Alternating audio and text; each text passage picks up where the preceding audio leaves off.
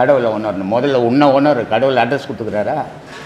எங்கன்னா அட்ரஸுக்கு தான் கடவுளுக்கு இந்த ஊரில் இருக்கிறேன், இந்த கோயிலில் இருக்கிறேன், இந்த தெருவில் இருக்கிறேன்ட்டு அப்புறம் எப்படி உணர்வேன்? ஒரு ஆள் தெரிஞ்சால் தானே அந்த ஆள் பார்க்க முடியும். தெரியாதாலும் எங்கே போய் தேடுறது நம்ம? சொல்லுவான். இது மாதிரி தான் நிறைய பேர் ஏமாந்து சுற்றிங்கிறாங்க. கோயிலாக என்னமோ சாமிங்க அங்கே இருக்கிற மாதிரி. கடவுள்ன்றதே உனக்குள்ளே தான் இருக்கிறாரு. உன்னை தெரிஞ்சுக்கினீன்னா கடவுளை தெரிஞ்சுக்கலாம். உன்னை தெரிஞ்சுக்காத வரைக்கும் கடவுளை தெரியும். நீன்றது நானுன்றது யார்? கண்ணா, மூக்கா, தலையா, வாயா, காலா, கையா? நீ எது நீன்னு சொல்லு பார்க்கலாம். அப்போ உன்னையே உனக்கு தெரியலையே, அப்புறம் கடவுளை எப்படி தெரிஞ்சுக்க முடியும்? அப்போ முதல்ல உன்னை அறி, கடவுளை அறியலாம். அதனால் கடவுளை தெரிஞ்சுக்கிறது அவ்வளோ சாதாரணமான விஷயம் இல்லை.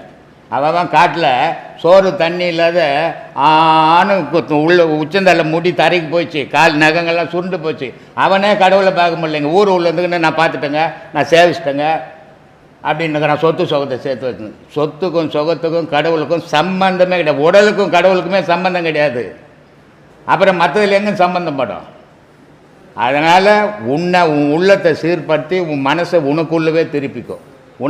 உன்னையே யோசித்து நான் யார், எதுக்கு பிறந்தேன், ஏன் வளர்ந்தேன், சாகரத்துக்காக பிறந்தேன்னு கேள்வி கேட்டுனேரு. கடவுளை தெரிஞ்சுக்கலாம். சொல்கிறாரு சிவவாய்க்கர், கடவுள்ன்றதை ஒரு ஊராக சோறு கட்டின்னு திரியிறான்டா தேடிக்கின்னு, ஆனால் பார்க்க முடியல. ஆனால் அது அவனுக்குள்ளவே இருக்குது, அவன் அறியவே மாட்டேன்றான் அதை அப்படின்ட்டு. ஓடி ஓடி உட்கலந்த ஜோதியை நாடி நாட்களும் கழிந்து போய் வாடி போன மாந்தர்கள் கோடி எண்ணி இருந்த கோடியனும். இந்த கடவுளை தேடி செத்து போனோம் எவ்வளோ நீ என்னையே சொல்ல முடியாதான்ட்டான்.